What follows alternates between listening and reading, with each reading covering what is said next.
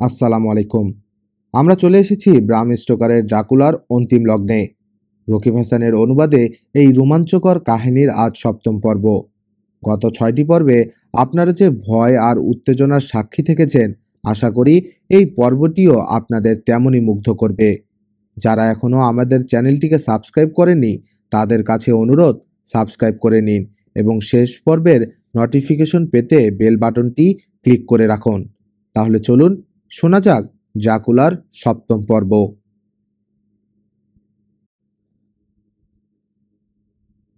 অত্যধিক নড়াচড়া করাতেই বোধহয় আমাদেরকে দেখতে পেয়ে তীব্র আক্রোশে ফুঁসে উঠল লুসি। সরাসরি চাইল সে আমার চোখের দিকে। চমকে উঠলাম। কোথায় ওর সেই গভীর নীল চোখ? তার বদলে সেখানে জ্বলজ্বল করছে যেন দুটো জ্বলন্ত অঙ্গার। গভীর বিতৃষ্ণায় ভরে গেল আমার বুকের ভেতরটা। লুসির জন্য সামান্য ভালোবাসা যা তখনও আমার মধ্যে অবশিষ্ট ছিল, ওই ভয়ঙ্কর চোখ দুটো দেখার পর তা একেবারে শেষ হয়ে গেল। হঠাৎ খিলখিল করে হেসে উঠে শিশুটার ঠ্যাং ধরে তাকে দূরে ছুঁড়ে ফেলে দিল লুসি।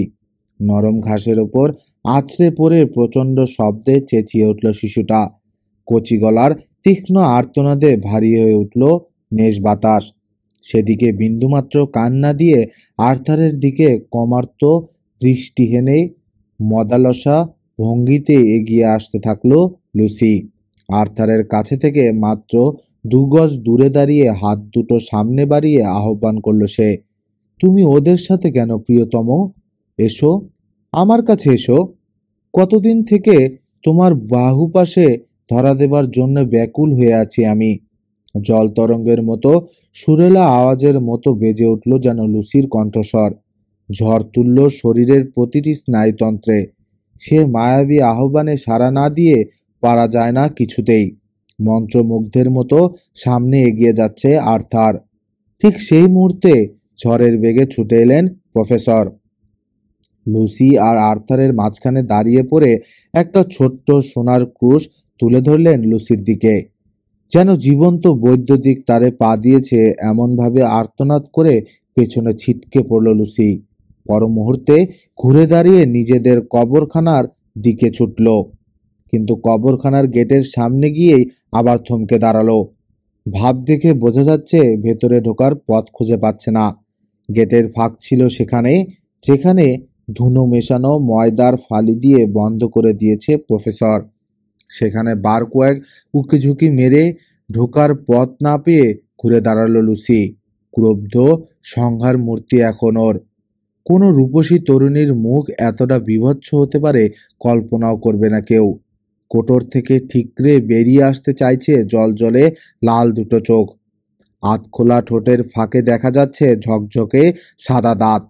চুলগুলো এলোমেলো ভাবে ছড়িয়ে পড়েছে পিঠে, মুখে, বুকে। ছবিতে দেখা যাচ্ছে মেডুসার মতো লাগছে এখন ওকে। আতঙ্কে থরথর করে কেঁপে উঠলাম আমি। তীব্র ঘৃণায় মুখ ফিরিয়ে নিলাম সেদিক থেকে। ঠিক সেই মুহূর্তে ওই হিংস্র ডাইনিটাকে হত্যা করতে পারলে বোধহয় অনেকটা স্বস্তি পেতাম। সমাধিকক্ষের বদ্ধ দরজা আর মাথার ওপর ক্রুশ তুলে ধরা প্রফেসরের মাঝখানে দাঁড়িয়ে প্রচণ্ড রাগে ফুঁসতে থাকলো লুসি, কিন্তু এগোতে পারল না কিছুতেই। প্রফেসরের হাতের ওই পবিত্র ক্রুশের কাছে সে সম্পূর্ণ অসহায়। প্রায় আধ মিনিট চুপচাপ ওই অবস্থায় দাঁড়িয়ে থাকলেন প্রফেসর। তারপর বললেন, আর্থার, আর কোনো সন্দেহ নেই তো তোমার আমার কাজে? এরপর আর বাধা দেবে না তো তুমি? ২ হাতে মুখ ঢেকে অস্ফুট কান্নায় ভেঙে পড়ল আর্থার। মেয়ে মানুষের মতো কাঁদলে তো চলবে না আর্থার, কিছু একটা বলো। আমাকে অপেক্ষা করিয়ে রেখো না শুধু শুধু। আপনার যা খুশি করুন প্রফেসর, আমাকে আর কিচ্ছু জিজ্ঞেস করবেন না। শুধু ওই ডাইনিটাকে চলে যেতে বলুন আমার সামনে থেকে। আমি আর সইতে পারছি না ওকে। অবস্থা দেখে মনে হলো যে কোনো মুহূর্তে জ্ঞান হারিয়ে পড়ে যেতে পারে আর্থার। এগিয়ে গিয়ে দুপাশ থেকে ওকে চেপে ধরলাম আমি আর মরিস। আশ্চর্য, আমাদের তিনজনের মাঝে কোনো ভাবান্তর নেই, একমাত্র মরিসের। বরং এই ভয়ঙ্কর ঘটনা দেখে যেন মজা পাচ্ছে ও। ওর দুর্ধর্ষতা আর সাহসিকতার কথা কেবল শুনে এসেছিলাম এতদিন, আজ সচক্ষে দেখলাম। ক্রুশটা দাঁত দিয়ে কামড়ে ধরে রেখে মোমবাতি জ্বালালেন প্রফেসর। তারপর এগিয়ে গিয়ে 2 আঙ্গুলের চিমটি দিয়ে দিয়ে গেটের ফাঁক ফোকরে লাগানো ধুনো মেশানো ময়দার ফালিগুলো তুলে ফেলতে লাগলেন। সবগুলো ফালি তোলা হয়ে গেলে গেটের কাছ থেকে সরে গেলেন তিনি।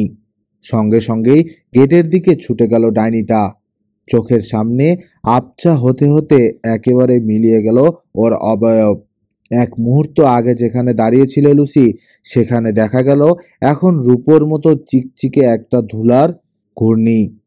ঘুরতে ঘুরতেই গেটের ফাঁক দিয়ে ভেতরে ঢুকে অদৃশ্য হয়ে গেল ঘূর্ণিটা। হাফ ছেড়ে বাঁচলাম আমরা। লুসি সমাধিকক্ষের ভেতরে ঢুকে যেতেই ঘুরে দাঁড়িয়ে বললেন প্রফেসর, এখানে আর দাঁড়িয়ে থেকে কোনো লাভ নেই, চলো তো দেখি শিশুটার কি অবস্থা। এগিয়ে গিয়ে ঘাসের ওপর থেকে বাচ্চাটাকে তুলে নিলেন প্রফেসর। মোমের আলোয় বাচ্চাটার গলার সূক্ষ্ম ক্ষত দুটো পরীক্ষা করে দেখলেন তিনি। নাড়িও দেখলেন। তারপর বলবেন, বাঁচবে বলেই মনে হয়। আগের কায়দায় বাচ্চাটাকে টহলদারি পুলিশের হাতে তুলে দিয়ে বাড়ির পথ ধরলাম আমরা। চলতে চলতেই বললেন প্রফেসর, বুঝলে আর তার আজ যে মর্মান্তিক অভিজ্ঞতার সম্মুখীন হলে, ভবিষ্যতে কখনো যদি পেছন ফিরে তাকাও তাহলে বুঝতে পারবে কত প্রয়োজন ছিল এই অভিজ্ঞতার। বাড়িতে পৌঁছে আমাদের সবাইকে নির্দেশ দিলেন প্রফেসর, এখন একটু ঘুমিয়ে নাও সবাই, দুপুর 12টার পর আবার কাজে নামতে হবে সবাইকে। 29 সেপ্টেম্বর রাত। ঢং ঢং করে গির্জার পেটা ঘড়িতে বেলা 12টা বাজতেই আবার হ্যামস্টেডের কবরখানার দিকে রওনা দিলাম আমরা। ইচ্ছে করেই সবাই শোক প্রকাশের কালো পোশাক পরেছি, তাতে দল ভেদে কবরে ঢুকতে দেখলেও কিছু টের পাবে না লোকে। 1:30টা নাগাদ উপত্যকাটায় এসে পৌঁছালাম আমরা। কবরখানার দারোয়ানের চোখকে ফাঁকি দেবার উদ্দেশ্যে অনির্দিষ্টভাবে খানিকক্ষণ এদিক ওদিক ঘোরাঘুরি করে একসময় টুক করে রেলিং টপকে ঢুকে পড়লাম কবরখানার ভেতর। ঝোপঝাড়ের আড়ালে আড়ালে হেঁটে এসে পৌঁছালাম লুসিদের কবরখানায়। পকেট থেকে চাবি বের করে গেটের তালা খুললেন প্রফেসর। একে একে সমাধিকক্ষের ভেতর ঢুকলাম আমরা সবাই। হাতে করে আজ একটা নতুন ব্যাগ নিয়ে এসেছেন প্রফেসর। বেশ বড়সড় ব্যাগটা। বোধহয় অনেক জিনিসপত্র আজ নিয়ে এসেছেন তিনি ওতে করে।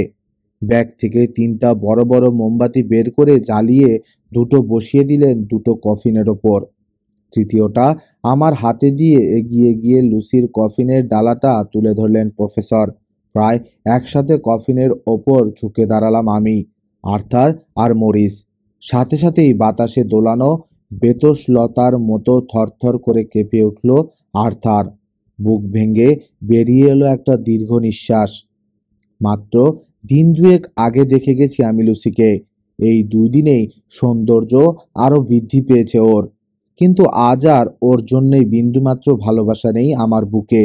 গত রাতের কথা মনে পড়তেই আবার বিষিয়ে উঠল মনটা। চোখের কোণে দিয়ে দেখলাম সামনে নিয়েছে আর্থার। ক্রমশ রুক্ষ কঠিন হয়ে উঠেছে ওর মুখ চোখ, কুঁচকে ছোট হয়ে আসছে ভ্রু দুটো। কঠিন গলায় প্রফেসরকে জিজ্ঞেস করলো সে, প্রফেসর, এ কি আমার প্রেমিকা লুসি, না গত রাতে ডাইনি লুসি? দুটোই।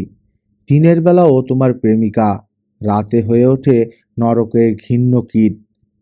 কফিনের ভেতর শায়িত লুসিকে ভয়ঙ্কর একটা দুঃস্বপ্নের মতো মনে হচ্ছে এখন আমার কাছে। ওর রূপ লাবণ্য আর বিন্দুমাত্র স্পর্শ করতে পারছে না আমার মনকে। কেবলই ভেসে উঠছে মনের পর্দায় ওর ঝকঝকে তীক্ষ্ণ ধারালো দাঁত, রক্তমাখা কামার্ত মুখ, আর অসংখ্য বিষাক্ত নাগিনীর মতো চট পাকানো কালো চুল। ওদিকে ব্যাগ খুলে প্রয়োজনীয় সমস্ত জিনিসপত্র সাজিয়ে ফেলেছেন প্রফেসর। তার মধ্যে আছে ছোট একটা মাটির প্রদীপ, মাথামোটা কয়েকটা পেরেক, একটা লোহার হাতুড়ি, একটা মাংস কাটার বড় ধারালো ছুরি আর ফুট 3 লম্বা একটা একমুখ চোখা কাঠের গজাল। জিনিসগুলো একে একে মাটিতে সাজিয়ে রেখে প্রদীপটা ধরিয়ে দিলেন প্রফেসর। ওতে কিসের তেল ব্যবহার করছেন প্রফেসর বলতে পারবো না, কিন্তু স্নিগ্ধ নীলাভ একটা আভা ছড়িয়ে পড়ল সমাধিকক্ষের ভেতর। রীতিমতো অবাক হলেও অসীম ধৈর্যের সাথে চুপচাপ দাঁড়িয়ে থাকলো আর্থার আর মরিস।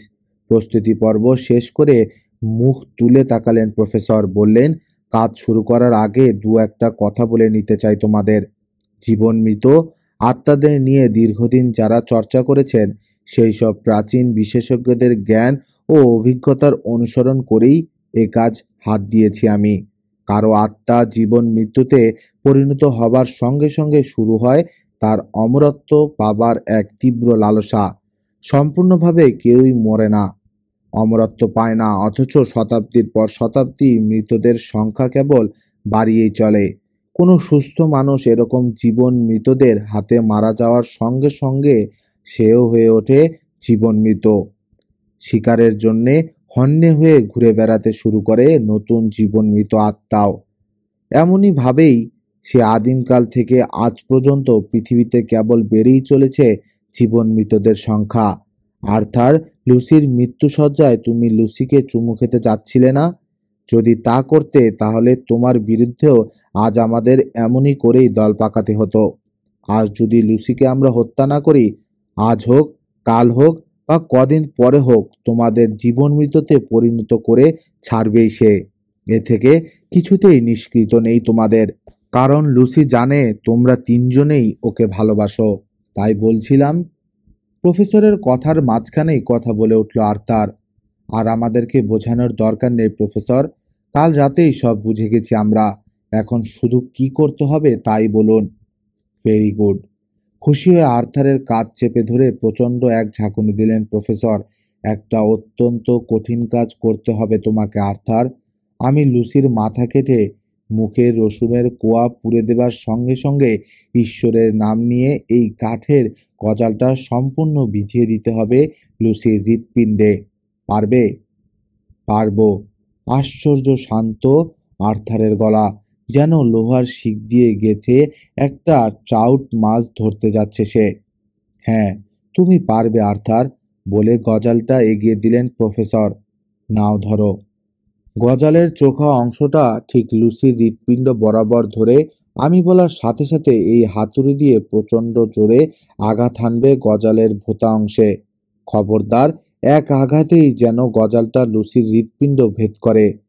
আর মনে রেখো, তোমার প্রেমিকাকে খুন করতে যাচ্ছ না তুমি, ওকে পাঠাতে যাচ্ছ স্বাভাবিক মৃত্যুর দেশে। দৃঢ় হাতে গজাল আর হাতুড়িটা তুলে নিল আর্থার। বিন্দুমাত্র কাঁপছে না এখন ওর হাত। চোখে মুখে ফুটে উঠেছে দৃঢ় প্রতিজ্ঞার ছাপ।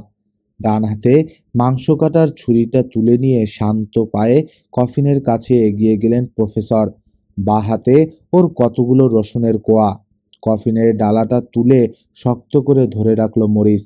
মাটি থেকে প্রদীপটা তুলে নিয়ে লুসির মাথার দিকটায় দাঁড়ালাম আমি। গভীর গলায় জোরে জোরে বাইবেলের শাস্ত্র পাঠ শুরু করলেন প্রফেসর। তার সাথে গলা মেলালাম আমরা তিনজন। শাস্ত্রপাঠ করতে করতেই বাঁ হাতের রসুনের কোয়াগুলো ঘুমন্ত রোগীর মুখে ট্যাবলেট গুঁজে দেওয়ার মতো করে গুঁজে দিলেন প্রফেসর লাশের মুখে। মুহূর্তে মাংস কাটা ছুরিটা দিয়ে গায়ের জোরে কোপ বসালেন লুসির গলায়। ব্যাস, শুরু হয়ে গেল প্রলয় কাণ্ড। জীবন্ত মানুষের ধর থেকে মাথাটা কেটে আলাদা হয়ে যাবার পর যা করে, ধরটা তেমনইভাবে মোচড় খেতে শুরু করলো লুসির ধর। কাটা গলা দিয়ে ঝলকে ঝলকে বেরিয়ে এলো তাজা রক্ত। কফিনের ভেতর রক্তের নদী বয়ে যাচ্ছে যেন। সেই রক্তের নদীতে ক্রমাগত মোচড় খাচ্ছে লুসির ধরটা। হাত দুটো থাবা মারছে কফিনের গায়ে, যেন ঘুম ভেঙে গিয়ে অঙ্গারের মতো টকটকে লাল চোখ মেলে চেয়ে আছে কাটা মাথাটা। ধীরে ধীরে নিষ্প্রভ হয়ে আসছে চোখের লালচে জ্যোতি। আর্থারকে তৈরি হতে নির্দেশ দিলেন প্রফেসর। নির্দ্বিধায় গজালটা লুসির হৃৎপিণ্ড বরাবর ধরে হাতুড়ি হাতে তৈরি হয়ে দাঁড়ালো আর্থার। ক্রমশ নিভে আসছে চোখের জ্যোতি, তার সাথে তাল মিলিয়ে কমে আসছে ধরটার নড়াচড়া। চোখের জ্যোতি একেবারে নিভে যেতেই ধরটার নড়াচড়াও বন্ধ হয়ে গেল। সঙ্গে সঙ্গে চেঁচিয়ে উঠলেন প্রফেসর, এইবার আর্থার। চোখের পলকে হাতুড়ির এক আঘাতে জায়গা মতো গজালটা বসিয়ে দিল আর্থার। সবচেয়ে আশ্চর্য কাণ্ডটা ঘটল তখনই। গজার মাছের মতো পার দুয়েক শূন্যে লাফিয়ে উঠল কাটা মুন্ডটা। তারপরেই গলতে শুরু করলো মুন্ডু আর ধর। কয়েকদিনের গলিত সবে পরিণত হলো ওগুলো। অসহ্য দুর্গন্ধে ভরে গেল সমাধি কক্ষটা। তাড়াতাড়ি কফিনের ডালা নামিয়ে দিতে বললেন প্রফেসর মরিসকে। তারপর গজালটা ছাড়া বাকি জিনিসপত্রগুলো ব্যাগে ভরে আমাদেরকে নিয়ে বাইরে এলেন তিনি। সমাধি কক্ষের দরজায় তালা লাগিয়ে দিয়ে চাবিটা আর্থারের হাতে তুলে দিতে দিতে বললেন প্রফেসর, তোমার জিনিস তুমি নিয়ে যাও আর্থার। আর না জানিয়ে তোমার জিনিস রেখে দিয়েছিলাম বলে ক্ষমা চাইছি। সাথে সাথে হাঁটু গেড়ে প্রফেসর পায়ের কাছে বসে পড়ে হাত জোর করে বলল আর্থার, দয়া করে আর আমাকে লজ্জা দেবেন না প্রফেসর। আমাকে আর লুসিকে নরক যন্ত্রণা থেকে মুক্তি দেবার জন্যে চিরঋণী হয়ে থাকলাম আপনার কাছে। হাত ধরে টেনে আর্থারকে দাঁড় করিয়ে বললেন প্রফেসর, তোমরা ছেলে মানুষ, তবুও আমাকে সাহায্য করতে গিয়ে যা করেছো, তোমাদের বয়সে আমি হলে কিন্তু তা পারতাম না। এতক্ষণে মুখ খুলল মরিস। এই বয়সেই পৃথিবীর বহু দেশে ঘুরেছি আমি, বহু বিপদে পড়েছি, বহু অদ্ভুত জিনিস দেখেছি, কিন্তু আজ আপনি যা দেখালেন প্রফেসর, তার তুলনা হয় না। হয়েছে, চলো এখন যাওয়া যাক, ওদিকে বেলাও বেশি নেই। তারা লাগালেন প্রফেসর। এতক্ষণে খেয়াল করলাম অস্ত যাচ্ছে সূর্য। গোধূলির আলোয় রক্তিম বর্ণ ধারণ করেছে পশ্চিম আকাশ। আমার মনে হলো লুসির রক্ত ছড়িয়ে দিয়েছে কেউ ওখানে। নতুন করে আবার লুসির মৃত্যু শোকটা অনুভব করতে শুরু করলাম এখন। অস্তগামী সূর্যের হালকা নরম আলো ছড়িয়ে পড়েছে উপত্যকা জুড়ে। জানা অজানা অসংখ্য পাখির কলকলিতে মুখর হয়ে আছে জুনিপারের ঝোপ। মনের আনন্দে লাফিয়ে ঝাঁপিয়ে এদিক ওদিক খেলে বেড়াচ্ছে খরগোশ। মনে হচ্ছে রাতের আধারে বিপদসংকুল দুর্গম পথ পাড়ি দিয়ে যেন স্বর্গের নন্দন কাননে এসে হাজির হয়েছি আমরা। এইসব দৃশ্য দেখতে দেখতে পাহাড়ি উপত্যকায় বেয়ে নামতে লাগলাম আমরা। একসময় প্রফেসর বললেন, সহজ কাজটা শেষ করলাম আমরা, কিন্তু সবচেয়ে কঠিন কাজটাই বাকি রয়ে গেছে এখনো। এই সমস্ত দুর্ভাগ্যের মূল যে, সেই নাটের গুরুকে খুঁজে বার করতে হবে আমাদের। তাকেও লুসির মতোই কফিনে ফেলে হত্যা করতে হবে, কিন্তু আগে খুঁজে বের করতে হবে পিশাচটাকে, এবং সেটাই হবে সবচেয়ে দীর্ঘ, সময় সাপেক্ষ এবং বিপজ্জনক কাজ। অবশ্য সূত্র একটা খুঁজে পেয়েছি আমি। এগোতেও হবে সে পথ ধরে। একা আমার পক্ষে তা করা একেবারেই অসম্ভব। আশা করি আমাকে সাহায্য করবে তোমরা। করব মানে? এই অদ্ভুত ভয়ঙ্কর ব্যাপার চাক্ষুষ দেখার চেয়ে রোমাঞ্চকর আর কিছু আছে নাকি পৃথিবীতে? আমি এক পায়ে খাড়া প্রফেসর, সবার আগে বলল মরিস। আর কিছুর জন্যে না হলেও একটু আগে চাপিয়ে দেওয়া ঋণের বোঝা কিছুটা হালকা করার জন্যে অন্তত আপনার সাথে এগিয়ে যাব আমি প্রফেসর, গভীর আবেগের সঙ্গে বলল আর্থার। আমি এখনো আপনার ছাত্র স্যার। আপনার কাছ থেকে এখনো অনেক কিছু শেখার বাকি আছে আমার। যত বিপজ্জনক পথেই পা বাড়ান না কেন আপনি, শিখতে হলে তো আপনার সাথেই থাকতে হবে আমার, বললাম আমি। আমাদের কথায় অত্যন্ত খুশি হয়ে বললেন প্রফেসর, তোমাদেরকে সাথী হিসেবে পেয়ে কি খুশি হয়েছে আমি বলে বোঝাতে পারবো না। তাহলে এক কাজ করো আর্থার, মরিস, আগামীকাল সন্ধে 7টায় জনের বাড়িতে আমার সাথে দেখা করো তোমরা। আজই একটা বিশেষ কাজে অ্যামস্টারডামে যাচ্ছি আমি। অবশ্য কালই ফিরে আসবো আবার। আর জন, তুমি এসো আমার সাথে, কথা আছে। বিদায় নিয়ে লুসিদের বাড়িতে চলে গেল আর্থার আর মরিস। প্রফেসরের সাথে হোটেলে চললাম আমি। কামরায় ঢুকে টেবিলে রাখা একটা খাম পেলেন প্রফেসর। মিনার টেলিগ্রাম। আজ রাতের ট্রেনেই হুইটবি থেকে আপনার সাথে সাক্ষাতের উদ্দেশ্যে রওনা দিচ্ছি আমরা। জরুরি কথা আছে। মিনা হারকার। সত্যি এই মহিলাটি একটি রত্ন। টেলিগ্রামটা পড়ে খুশি হয়ে উঠলেন প্রফেসর। কিন্তু ওরা তো ছিল এক্সিটারে, হুইটবিতে এলো কখন? আর এলোই বা কেন? বোধহয় কোনো কাজ ছিল হুইটবিতে। যাকগে, ওসব নিয়ে ভেবে লাভ নেই এখন। ওরা এলেই সব প্রশ্নের জবাব জানতে পারবো, বললাম আমি। ওরা তো আসছে, কিন্তু এখন ওদের রাখি কোথায়? আমার বাড়িটার কথা ভুলে গেলেন স্যার? ওখানেই তো স্বাচ্ছন্দ্যে থাকতে পারবে ওরা। হঠাৎ কি মনে হতেই ঘড়ি দেখলেন প্রফেসর। তারপর উদ্বিগ্নভাবে বললেন, রাতের ট্রেন আসতে তো আর বেশি দেরি নেই। তোমাকে তো তাহলে এখনই স্টেশনে রওনা হতে হয়। তাই যাচ্ছি স্যার। আর আপনি? আমিও আজ রাতের ট্রেনেই ধরছি। হ্যাঁ, ভালো কথা, যে জন্যে তোমাকে সাথে করে এনেছি। বলে টেবিলের ড্রয়ার খুলে একটা খাম বের করলেন প্রফেসর। ওটা আমার দিকে এগিয়ে দিতে বললেন, নাও।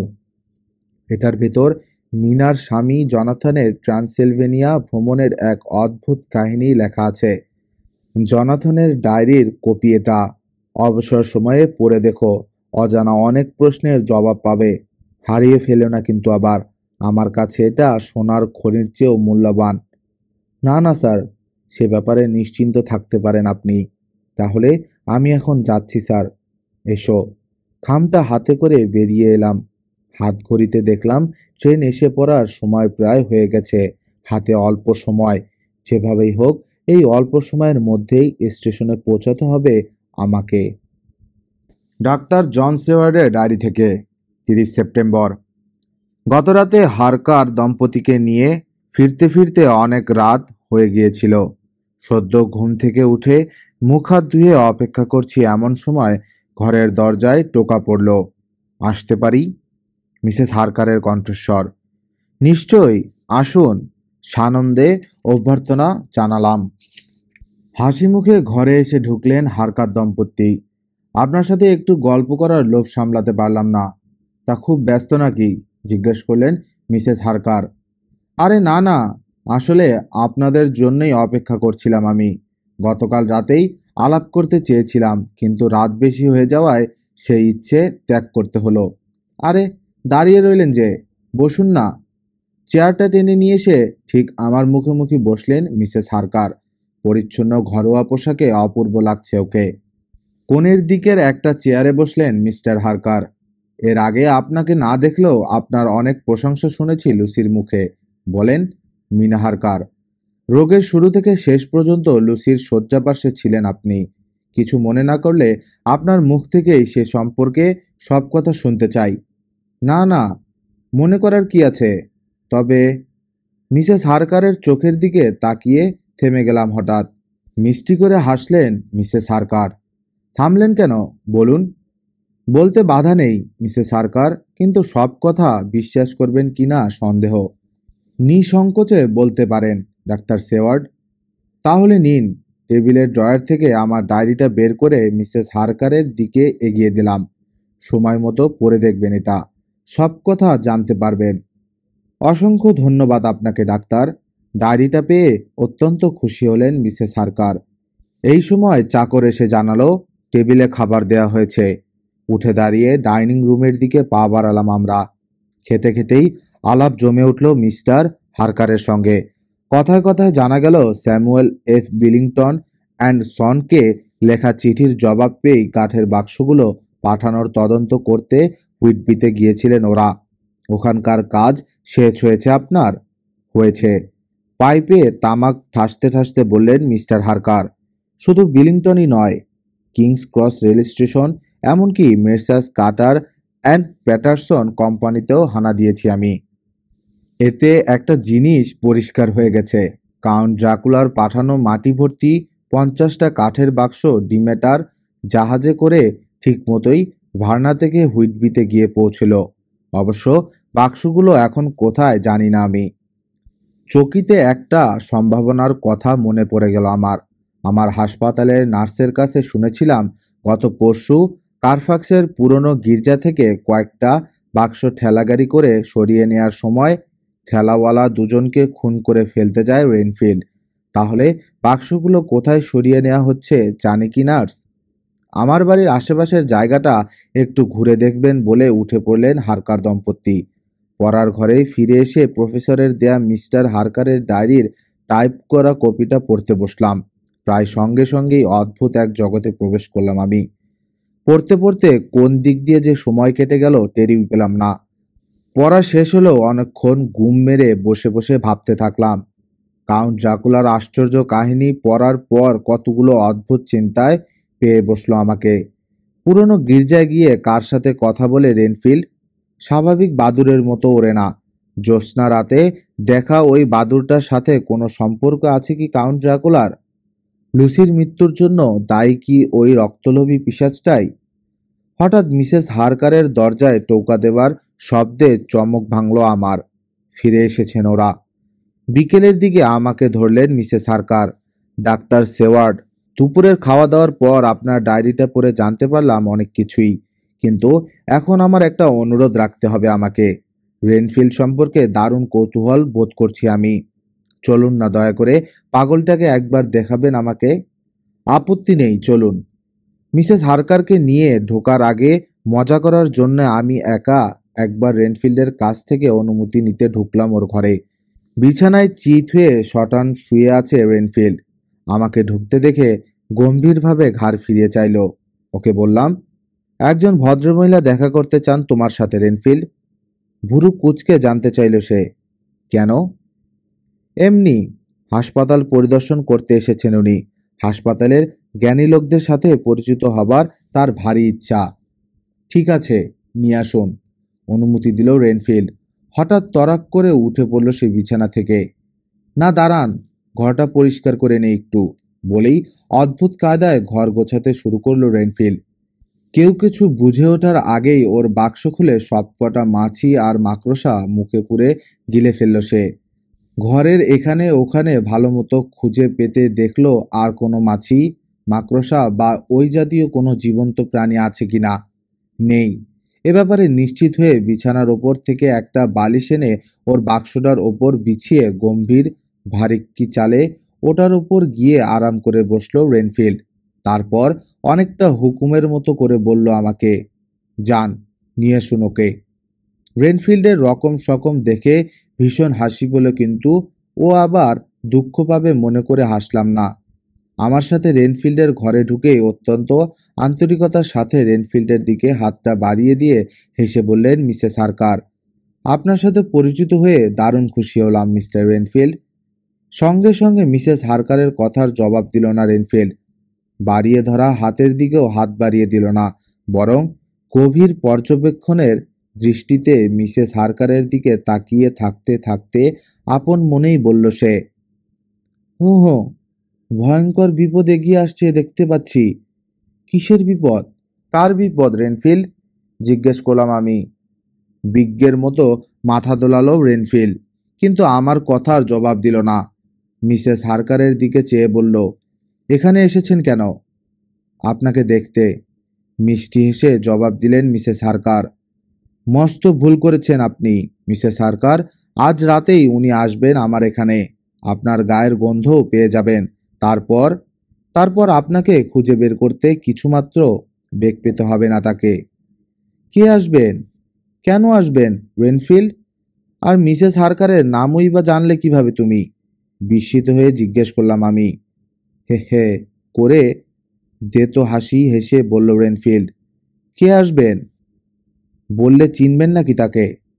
আর মিসেস হারকারের নাম জানলাম কিভাবে জিজ্ঞেস করছেন? এই সাধারণ কথাটা জানতে না পারলে মিশেমিশি এতদিন সাধনা করলাম। রেনফিল্ডের কথার মাথামুন্ডু কিছুই বুঝতে পারলাম না। বুঝলাম ওর পাগলামিটা আবার বাড়তির দিকে। ওর সাথে আর কথা বলে লাভ নেই ভেবে বেরিয়ে আসতে ইশারা করলাম মিসেস হারকারকে। হাসি মুখে রেনফিল্ডের দিকে তাকিয়ে বললেন তিনি, আচ্ছা চলি মিস্টার রেনফিল্ড, সময় করে আবার দেখা করব আপনার সাথে। যেন আঁতকে উঠল রেনফিল্ড। না না, ভুলেও আর এখানে আসবেন না আপনি। আজ যদি ভালো ভালো ওর অসাধারণ ঘ্রাণশক্তি থেকে রক্ষা পেয়ে যেতে পারেন, তাহলেই মনে করবেন মস্ত ফাড়া কেটে গেছে। অবশ্য সে সম্ভাবনা খুবই কম। অত্যন্ত সাবধানে থাকবেন মিসেস হারকার। তারপর আমার দিকে ফিরে বলল, ওর ব্যাপারে আপনারাও একটু হুঁশিয়ারি থাকবেন ডাক্তার। রেনফিল্ডের কথায় মনটা খারাপ হয়ে গেল। কি বোঝাতে চাইছে রেনফিল্ড? অবশ্য বেশিক্ষণ ভাবলাম না সে কথা। পাগলের প্রলাপ ভেবে দূর করে দিলাম চিন্তাটা মন থেকে। মিনা হারকারের ডায়েরি থেকে 30 সেপ্টেম্বর, গভীর রাত। সন্ধ্যার পর ডাক্তার সেওয়ার্ডের পড়ার ঘরে জরুরি বৈঠক বসলো আমাদের।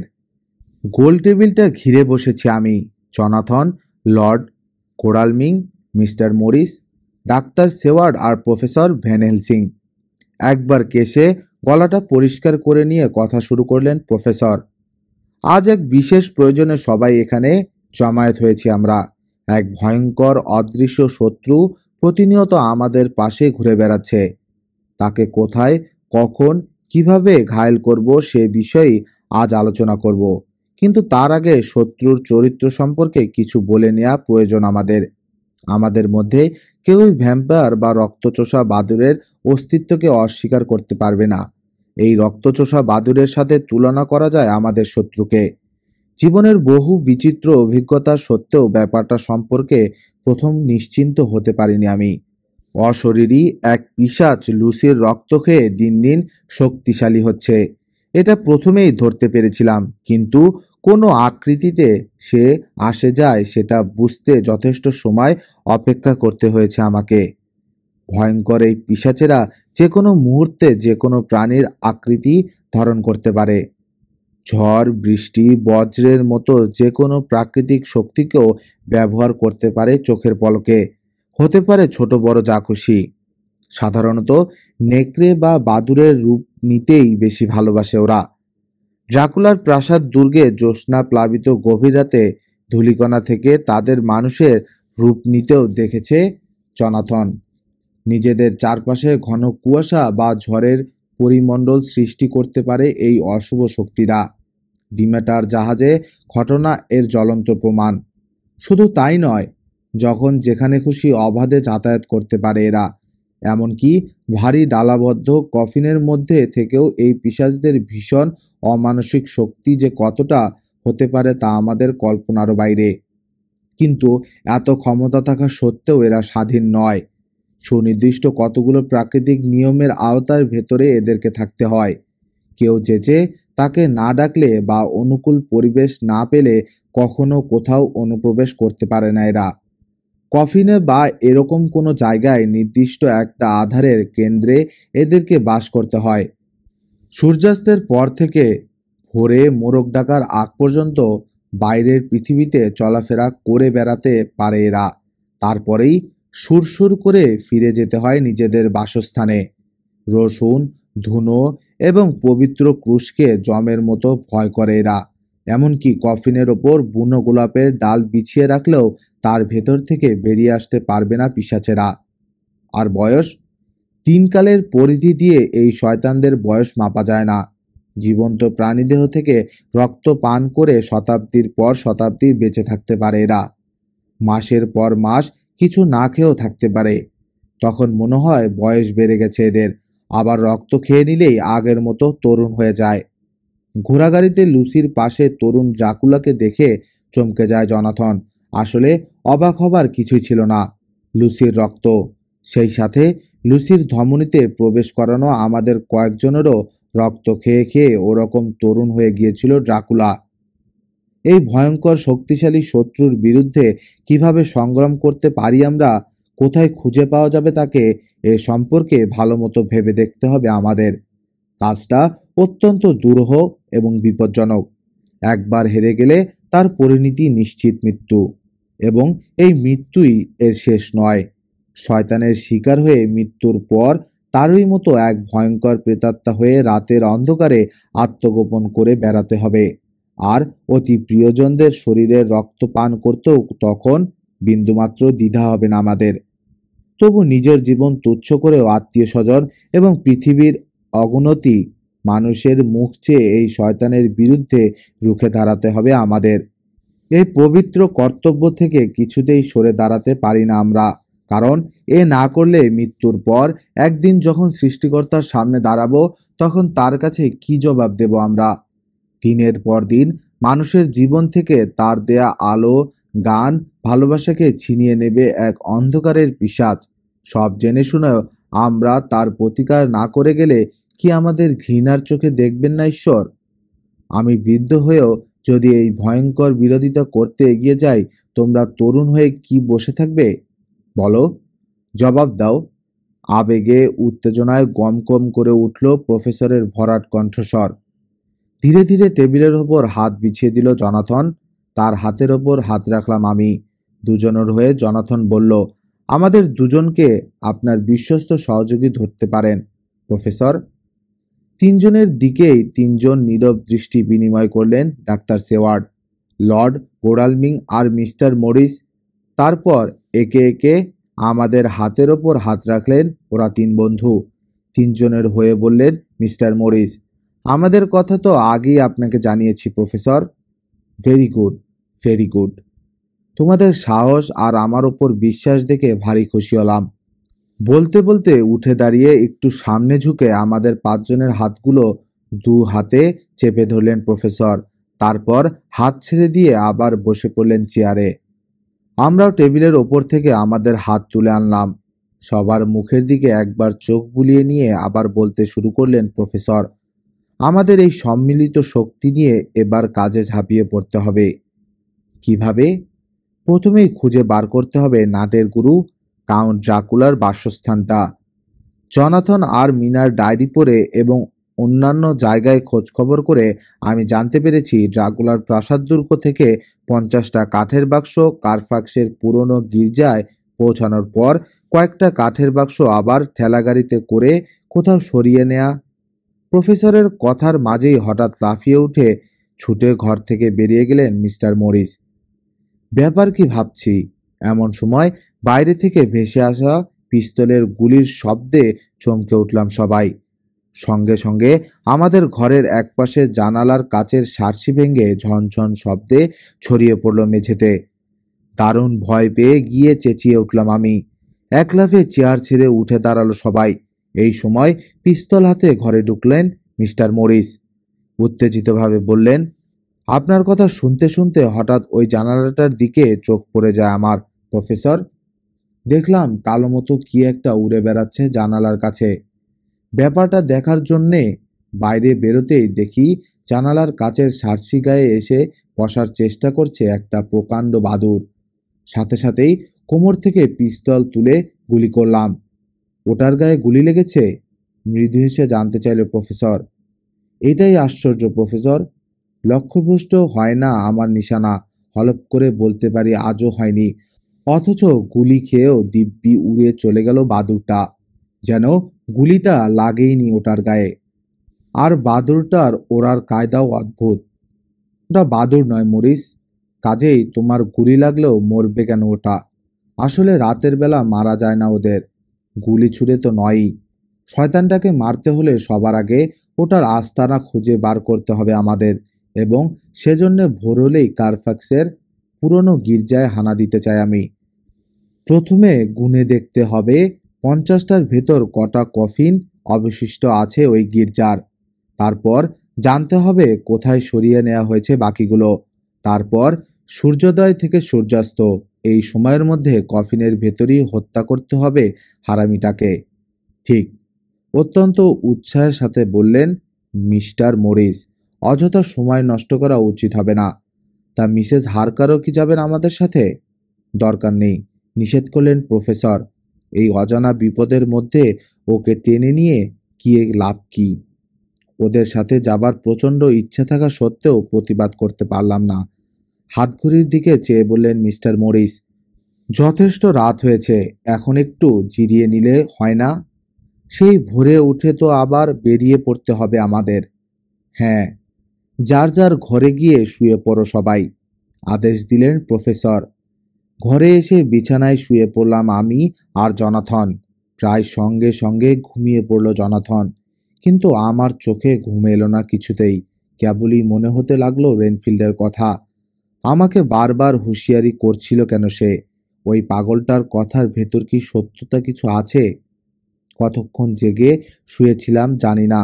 হঠাৎ জানালার দিকে চোখ পড়তেই চমকে উঠে বসলাম।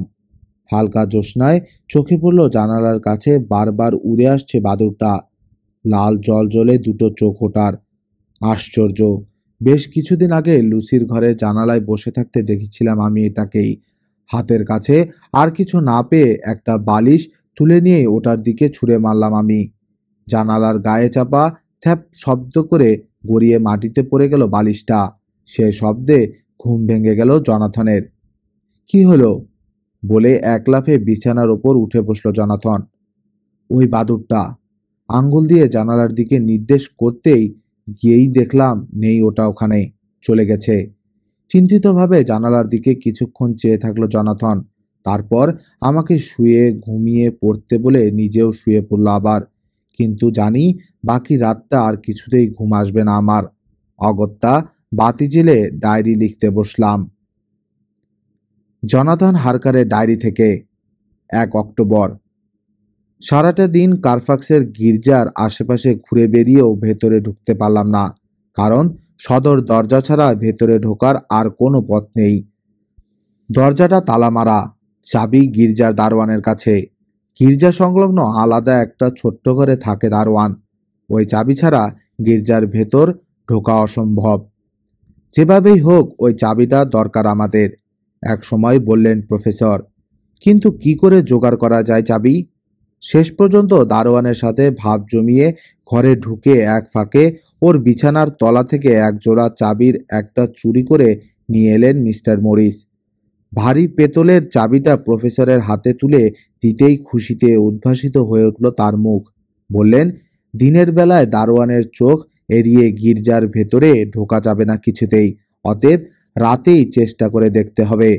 অবশ্য 1000 গুণ বিপজ্জনক হয়ে পড়বে তাহলে কাজটা, কারণ তখন জেগে উঠবে রক্তচোষা পিশাচটা। তবে ভাবনা নেই, তৈরি হয়েই ভেতরে ঢুকবো আমরা।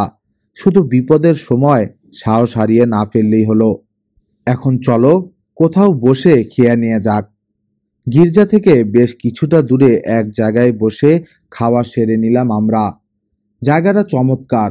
খাওয়া দাওয়ার পর গাছের ছায়ায় শুয়ে জিরিয়ে নিচ্ছিল সবাই, কিন্তু আমার শুতে ভালো লাগছিল না। বারবারই মিনার কথা মনে পড়ছিল। গত রাতের কথাও ভাবলাম। সত্যিই কি জানালার কাছে বাদুড় দেখেছিল মিনা? সত্যিই হবে, কারণ মিস্টার মরিসও তো দেখেছিলেন ওটাকে। লুসির অসুখের সময় ওর ঘরের জানালাও দেখা গিয়েছিল ওটাকে। মিনাই বলেছে আমাকে কথাটা। তারপর থেকেই লুসির অসুখ বেড়ে যায়। পাগল রেনফিল্ডও নাকি বারবার কোনো অজানা বিপদের হুঁশিয়ারি জানিয়েছে মিনাকে। এ কথাটাও মিনার মুখেই শুনেছি। হঠাৎ একটা অশুভ চিন্তা ছেয়ে ফেলল মনটাকে। তাহলে তাহলে কি মিনার উপর দৃষ্টি পড়েছে? না থাক, এমন একটা অশুভ চিন্তা কিছুতেই স্থান দেব না মনে। চিন্তাটা তাড়াবার জন্যেই পকেট থেকে কলম আর ডায়েরি বুকটা বের করে ডায়েরি লিখতে বসলাম। 2 অক্টোবর। রাত 10টার দিকে আরও কিছু খেয়ে নিয়ে আমাদের বিশ্রামের জায়গা ছেড়ে উঠে কারফ্যাক্সের পুরনো গির্জার দিকে আবার রওনা দিয়েছিলাম আমরা গতকাল। বারবার নানাভাবে মিনার চিন্তাটা তাড়াতে চেষ্টা করেছি মন থেকে, কিন্তু বারবার ঘুরে ফিরে মনে আসছিল অশুভ চিন্তাটা। প্রফেসরকে বলি বলি করেও শেষ পর্যন্ত বলতে পারলাম না। নিঃশব্দে গির্জাটার দিকে চলতে লাগলাম আমরা। চাঁদের আলোয় ঘাসে ঢাকা সরু পথের ওপর ভৌতিক ছায়া ফেলে দাঁড়িয়ে আছে দুপাশের বিশাল গাছগুলো। গির্জার কাছাকাছি পৌঁছেই হঠাৎ দাঁড়িয়ে পড়ে আমাদেরকেও থামতে বললেন প্রফেসর। ব্যাগ হাতে বের করলেন 4টে রসুনের মালা আর 4টে ক্রুশ। আমাদের প্রত্যেকের হাতে একটা করে ক্রুশ আর মালা দিয়ে বললেন, যার যার গলায় পরে নাও মালাগুলো। ক্রুশগুলো রেখে দাও কোটের বুক পকেটে, তাহলে আর কোনো পিশাচ প্রেতাত্মা তোমাদের স্পর্শ করতে পারবে না। অবশ্য চেষ্টার ত্রুটি করবে না কোনো মতোই। জন, একটা করে মোমবাতি দিয়ে দাও সবাইকে। একটু থেমে আবার বললেন প্রফেসর, কিন্তু মুশকিল হবে দরজাটা নিয়ে। অত ভারী আর পুরনো দরজা খুলতে গেলে শব্দ হবেই, আর সেই শব্দে দারোয়ানটা জেগে উঠলেই আমাদের সব উদ্দেশ্য ভেস্তে যাবে। অত কেয়ার করি না। বেশি গোলমাল পাকালে ব্যাটাকে ওর ঘরেই বেঁধে রেখে গির্জার ভেতরে ঢুকে পড়বো আমরা। মুখে রুমাল বেঁধে নিলেই আর আমাদের চিনতে পারবে না সে। গোয়ারের মতো বললেন মিস্টার মরিস। সত্যি লোকটা দুঃসাহসী। গোলমাল যত এড়ানো যায় ভালো। অগত্যা এড়াতে না পারলে তোমার কথাই কাজে লাগাতে হবে। এখন এক ছুটে ওর ঘরে গিয়ে উকি মেরে দেখে আসো তো কি করছে দারোয়ানটা। মিস্টার মরিসকে উদ্দেশ্য করে বললেন প্রফেসর। পকেট থেকে একটা রুমাল বের করে মুখে বেঁধে নিলেন মিস্টার মরিস। তারপর এক ছুটে অদৃশ্য হয়ে গেলেন ওক আর বার্চের আড়ালে। অল্পক্ষণ পরেই আবার ফিরে এলেন তিনি। মুখে বাঁধা রুমালটা খুলে বললেন, মদ খেয়ে মাতাল হয়ে পড়ে আছে বেটা। কানের কাছে বোম ফাটালেও টের পাবে না এখন কিছু। যাক, ভালোই হলো, খুশি হয়ে বললেন প্রফেসর। আবার চলতে শুরু করলাম আমরা। গির্জার কাছে পৌঁছে সিঁড়ি ভেঙে উঠে এলাম চাতালের ওপর। পকেট থেকে চাবি বের করে তালা খুললেন প্রফেসর। সবাই মিলে কাঁধ লাগিয়ে ঠেলা দিলাম ভারী দরজাটায়। উৎকট যান্ত্রিক শব্দ তুলে খুলে গেল ভারী পাল্লা দুটো। আমার মনে হলো যেন যক্ষপুরীর দ্বার উন্মুক্ত হয়ে গেল চোখের সামনে। সবার আগে ভেতরে ঢুকলেন প্রফেসর।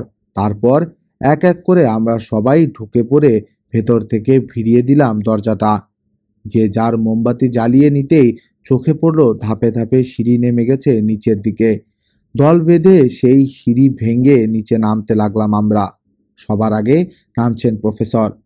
সেই সিঁড়ি বেয়ে নামতে নামতে কাউন্ট ড্রাকুলার প্রাসাদ দুর্গের একা অন্ধকার সিঁড়ি বেয়ে নামার কথা মনে পড়ে গেল আমার। মোমের আলোয় সিঁড়ির একপাশের দেয়ালে আমাদের ছায়াগুলো পড়ে তীর তীর করে কাঁপছে অপরাধী প্রেতের মতো। আশেপাশে যেন টের পাচ্ছি কার অদৃশ্য উপস্থিতি। সিঁড়িতে আর একপাশে বেলিংয়ের পুরু হয়ে জমে আছে ধুলোর আস্তর। থেকে থেকেই ভ্যাপসা পচা একটা গন্ধ নাকে এসে লাগছে। কাউন্ট ড্রাকুলার পায়ের সেই পচা গন্ধ যেন এটা। কথাটা মনে হতেই আতঙ্কে গায়ের রোম খাড়া হয়ে উঠল আমার। একসময় শেষ হলো সিঁড়ির ধাপ। পুরো ধুলো বিছানো একটা মেঝেতে এসে নামলাম আমরা। সামনেই পড়ে আছে মাটি ভর্তি বাক্সগুলো। গুনে দেখলাম মোট 29টা, অর্থাৎ বাকি 21টা বাক্স সরিয়ে ফেলা হয়েছে কোথাও। কোথায় তাই নিয়ে আলাপ আলোচনা করছি। হঠাৎ ফিসফিস করে উঠে বললেন লর্ড গোডালমিং। কে? ও কে? কোথায়? জিজ্ঞেস করলাম আমি। আঙ্গুল তুলে ওপাশের দরজাটা দেখিয়ে দিলেন তিনি। লর্ড গোডালমিং এর নির্দেশিত দিকে চেয়েই চমকে উঠলাম। শিরদাঁড়া বেয়ে নেমে গেল ঠান্ডা শিহরণ। স্তব্ধ হয়ে দেখলাম আবছা অন্ধকারে দরজার গোড়ায় দাঁড়িয়ে রয়েছে কাউন্ট ড্রাকুলা স্বয়ং। সেই ইগলের মতো বাঁকানো নাক, পাথরে খোদাই মুখ আর টকটকে লাল একজোড়া চোখ। এক পলকের জন্যে দেখলাম পিশাচটাকে। অন্য সবাই ঘুরে দাঁড়াবার আগেই আবার অদৃশ্য হয়ে গেল সে।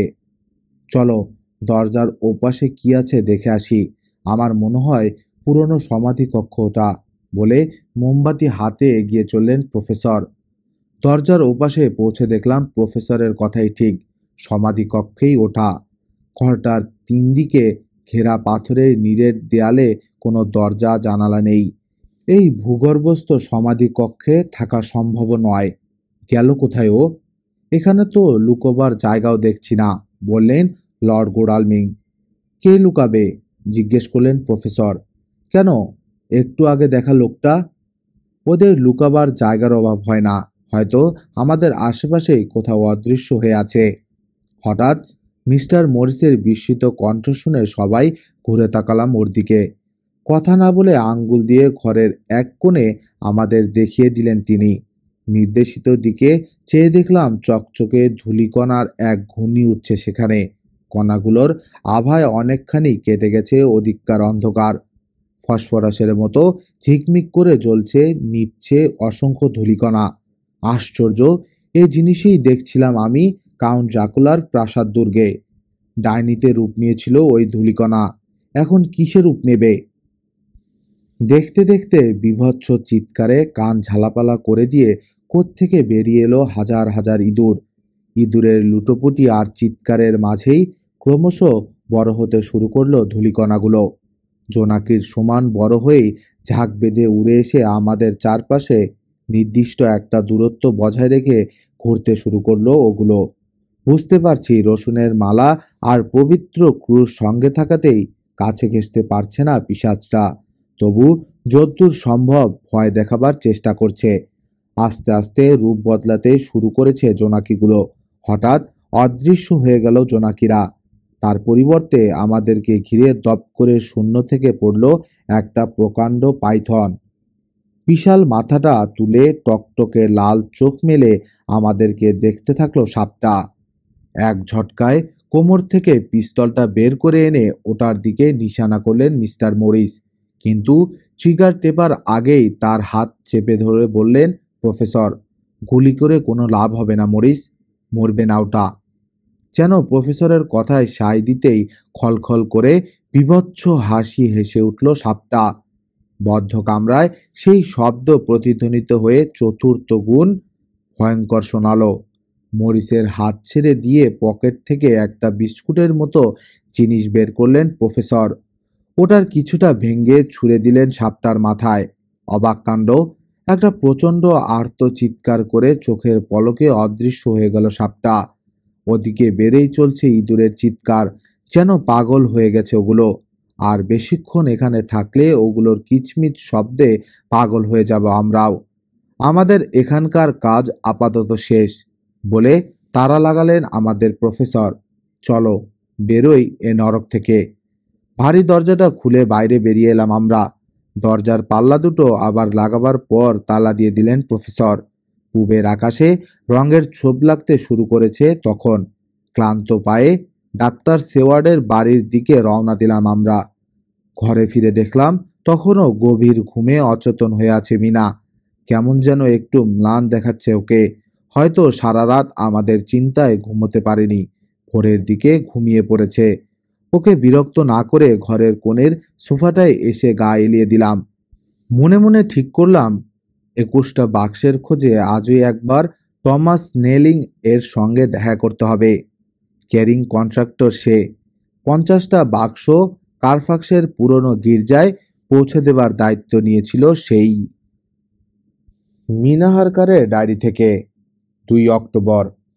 বই পড়ে আর ঘুমিয়ে কেটেছে গতকাল সারাটা দিন। সন্ধ্যের পর থেকেই জনাথনদের ফিরে আসার অপেক্ষা করতে লাগলাম, কিন্তু রাত 11টা বেজে যাবার পরও যখন ওরা ফিরল না, রীতিমতো অস্বস্তি বোধ করতে লাগলাম। কি জানি কোনো বিপদে পড়ল নাকি ওরা। কিন্তু প্রফেসরের মতো অসম সাহসী আর প্রতিভাবান লোক রয়েছে ওদের সাথে ভেবে সান্ত্বনা পেলেম একটু। 12টা বাজার পরও ফিরল না ওরা। চুপচাপ বিছানায় শুয়ে পড়া ছাড়া আর কিছু করার নেই। কিন্তু বিছানা শুয়েও ঘুম এলো না। চারদিক নিস্তব্ধ নিঝুম। ফুটফুটে জ্যোৎস্নায় বাইরের সবকিছুই কেমন যেন ফ্যাকাশে রহস্যময় মনে হচ্ছে। ঠিক এই সময় চোখে পড়ল জিনিসটা। ছেঁড়া মেঘের মতো ছোট্ট এক টুকরো হালকা কুয়াশা ভাসতে ভাসতে এদিকেই এগিয়ে আসছে। বিচিত্র রূপ নিতে নিতে এগিয়ে আসা কুয়াশাটার দিকে তাকিয়ে থাকতে থাকতে কেমন যেন নেশাচ্ছন্ন হয়ে পড়লাম। জানালার বদ্ধ কাচের সার্সি কাছে এসে এক মুহূর্তের জন্যে থমকে দাঁড়ালো কুয়াশাটা।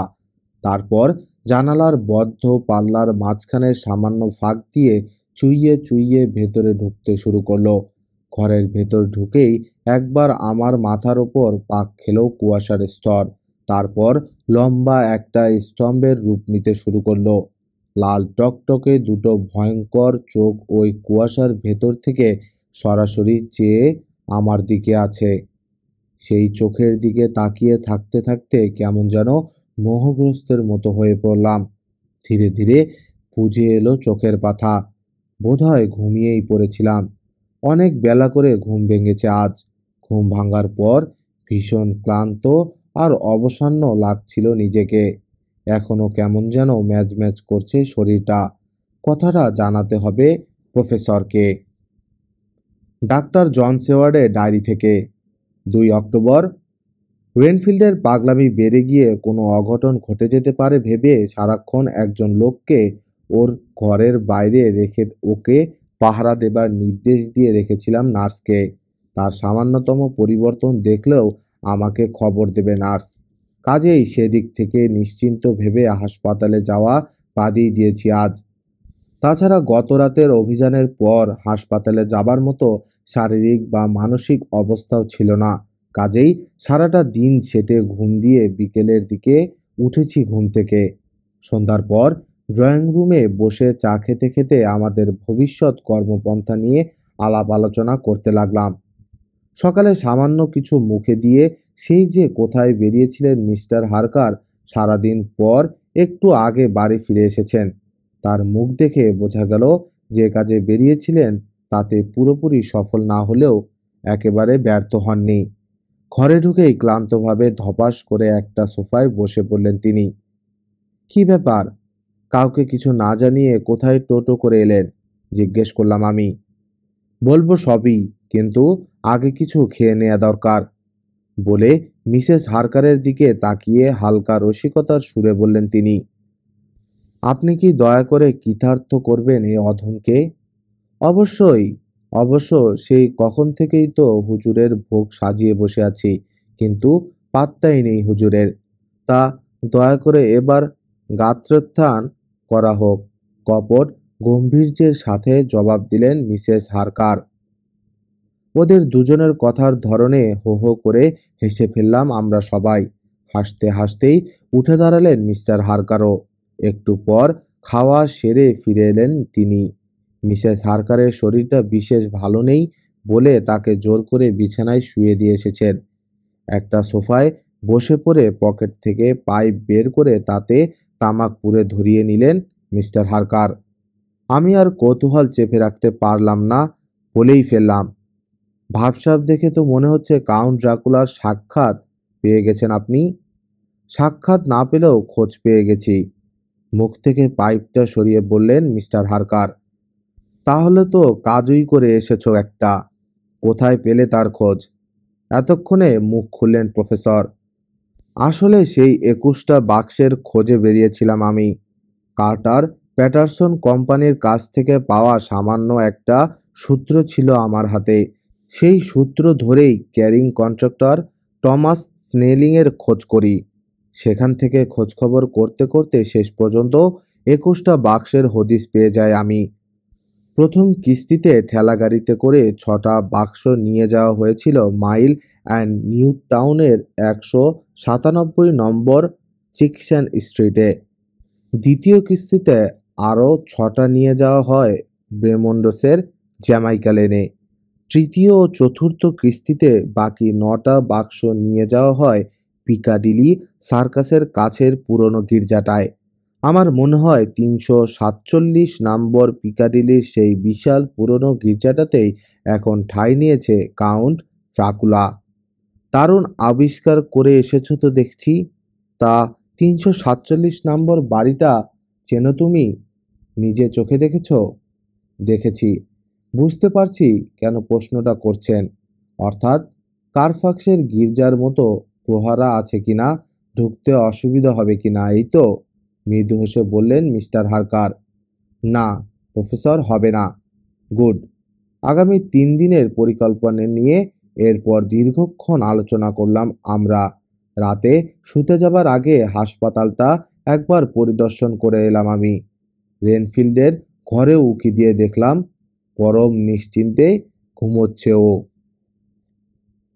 3 অক্টোবর। ভোরে কতক্ষণ ঘুমিয়েছি বলতে পারবো না। হঠাৎ নার্সের উত্তেজিত ডাকে ঘুম ভেঙে গেল আমার। আমি চোখ মেলতেই বলল সে, সাংঘাতিক কাণ্ড ঘটে গেছে স্যার। রেনফিল্ডের অবস্থা শোচনীয়। রক্তাক্ত অবস্থায় ঘরের মেঝেতে মুখ থুবড়ে পড়ে আছে সে। স্যান্ডেল জোড়া কোনো মতে পায়ে গলিয়ে নিয়ে রাত্রিবাস পরেই ছুটলাম। নার্সের মুখে আগে থেকে শোনার পরও রেনফিল্ডের ঘরে উঁকি দিয়েই আঁতকে উঠলাম। বাঁ পাশে কাত হয়ে মেঝেতে পড়ে আছে রেনফিল্ড। রক্তে ভেসে যাচ্ছে ঘরের মেঝে। আন্দাজেই বুঝলাম ভয়ঙ্কর কোনো দুর্ঘটনা ঘটেছে। এগিয়ে গিয়ে ওর পাশে বসে পড়লাম। আস্তে করে ওর মুখটা আমার দিকে ঘুরিয়ে দিয়েই থমকে গেলাম। মনে হলো প্রচণ্ড আক্রোশে মেঝেতে ঠুকে ঠুকে ওর মুখটাকে থেতলে দিয়েছে কেউ। চুইয়ে চুইয়ে এখনো রক্ত ঝরছে ক্ষতস্থান থেকে। ওর অচেতন দেহের পাশে উবু হয়ে বসে ভালোমতো পরীক্ষা করে দেখলাম। যেভাবে বাঁকাচোরা হয়ে পড়ে আছে দেহটা, তাতে আন্দাজ করলাম কোমরটাও ভেঙে গেছে। কেমন করে ঘটেছে ব্যাপারটা বুঝতে না পেরে নার্সকে জিজ্ঞেস করলাম, কিন্তু সেও বলতে পারল না কিছু।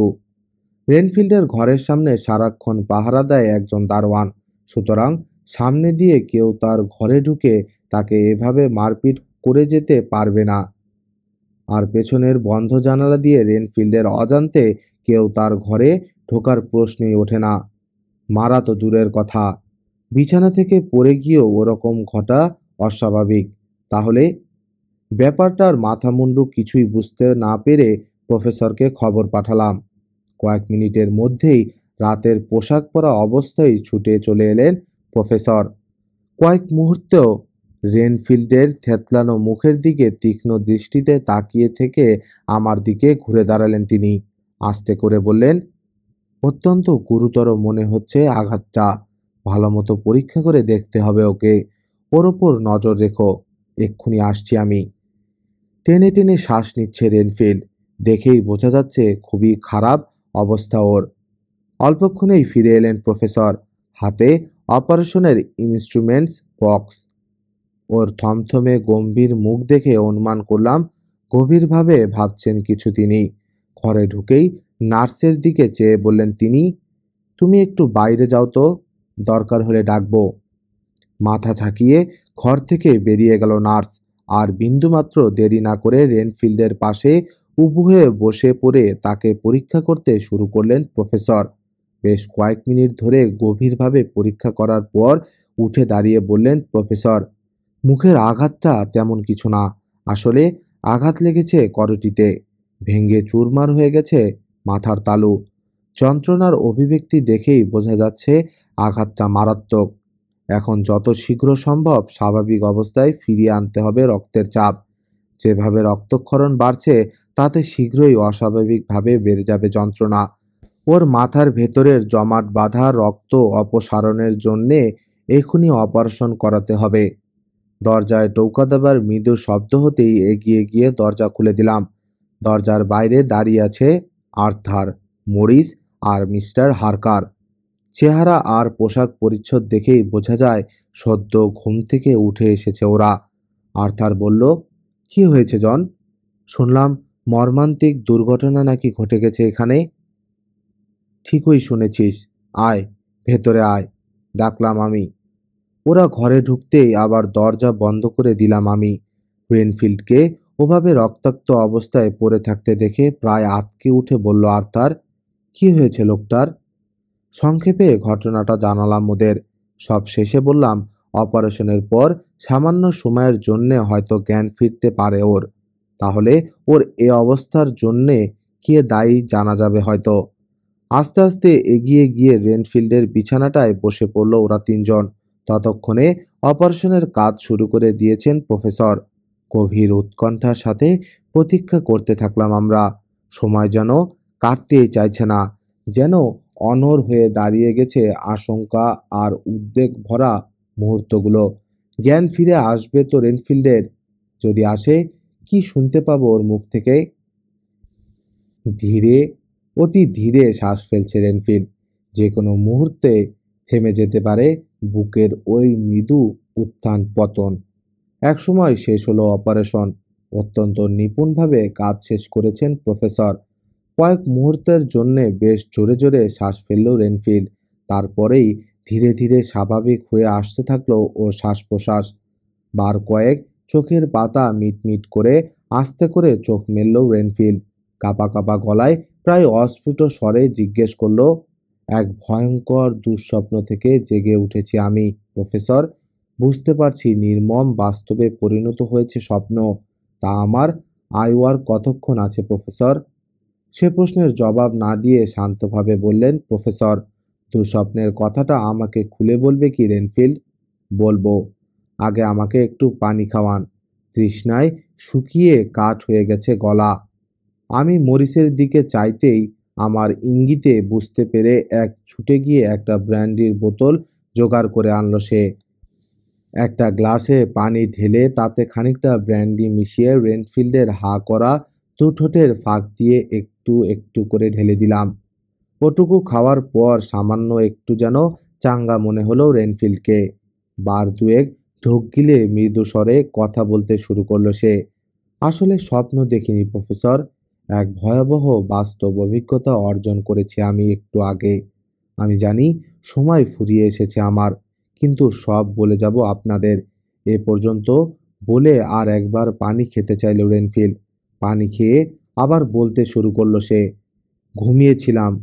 হঠাৎ নেকড়ের ক্ষুব্ধ গর্জনে ঘুম ভেঙে গেল। জেগে উঠে ঠাহর করার চেষ্টা করলাম কোন দিক থেকে আসছে ওই গর্জন। বলেই একটু থামল রেনফিল্ড। কথা বলতে কষ্ট হচ্ছে ওর। গভীর আগ্রহের সাথে রেনফিল্ডের কথা শুনছিলেন প্রফেসর। রেনফিল্ড চুপ করতেই ওর হাতে মৃদু চাপ দিয়ে বললেন তিনি, বলে যাও তারপর। কি যেন বলছিলাম? নেকড়ের গর্জন। হ্যাঁ, নেকড়ের গর্জন। প্রথমে অবাক হলেও কয়েক মুহূর্ত পরেই বুঝে ফেললাম ব্যাপারটা। জানালার দিকে তাকিয়ে দেখলাম গাঢ় কুয়াশায় নিজেকে ঢেকে নিয়ে আমার জানালার ওপাশ এসে দাঁড়িয়েছেন তিনি। এর আগেও বহুবার বহুরূপে আমার সামনে এসেছেন তিনি, কিন্তু আজ একেবারে স্বরূপে আত্মপ্রকাশ করলেন। জ্বলন্ত অঙ্গারের মতো জ্বলছে তার চোখ দুটো। আমার দিকে তাকিয়ে মৃদু হাসলেন তিনি। চাঁদের আলোয় ঝিকিয়ে উঠল তার ঝকঝকে সাদা তীক্ষ্ণ দাঁতের শাড়ি। আমার ঘরে ঢুকতে চাইছেন তিনি, কিন্তু কেন যেন মনে হচ্ছিল আজ জানালা না খোলাই উচিত। খুললেই হয়তো ভয়ঙ্কর কিছু ঘটে যাবে। আবার থামল রেনফিল্ড। কয়েক মুহূর্ত চুপ করে থেকে একটু জিরিয়ে নিয়ে আবার বলতে শুরু করলো সে। প্রায়ই আমার জন্য খাবার পাঠাতেন তিনি। বড় বড় নীল রঙের মাছি পাঠাতেন। নীলকান্ত মণির মতো ঝিকমিক করত ওদের ডানা আর পিঠ। আর পাঠাতেন সুপুষ্ট মাকড়সা, পতঙ্গ, যাদের পিঠে আঁকা থাকত করটির চিহ্ন।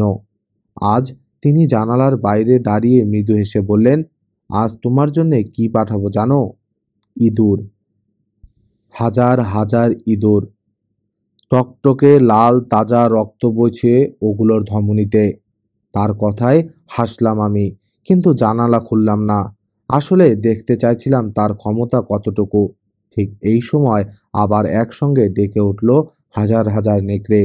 ধীরে ধীরে একরাশ জমাট কুয়াশা ছড়িয়ে পড়তে লাগলো সামনের মাঠটায়। সেই কুয়াশার ভেতর বিদ্যুৎ চমকের মতো ছুটে বেড়াতে লাগলো একটা আলোর শিখা।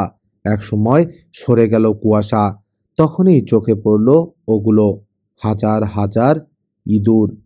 মাঠ পেরিয়ে পিলপিল করে এগিয়ে আসছে আমার জানালার দিকে। আবার এসে দাঁড়ালেন তিনি জানালার সামনে। হেসে বললেন, সব তোমার জন্যে। আর শুধু আজ নয়, আমার উপাসনা করলে হাজার হাজার বছর ধরে তোমাকে এভাবে কৃতার্থ করে যাব আমি।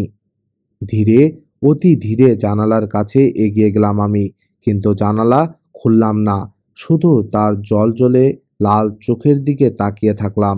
কতক্ষণ তাকিয়েছিলাম জানি না। হঠাৎ মনে হলো, তাই তো, জানালা খুলছি না কেন? এতদিন ধরে কি শুধু এই দিনটির জন্য অপেক্ষা করিনি আমি?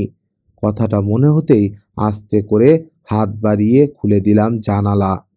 পরম শ্রদ্ধা ভরে মাথা নিচু করে তাকে আহ্বান জানালাম, আসুন প্রভু, ভেতরে আসুন।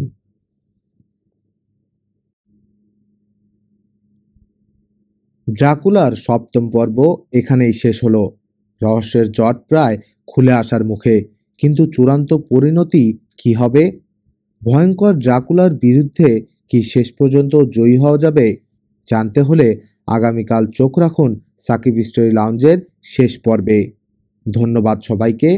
আল্লাহ হাফেজ।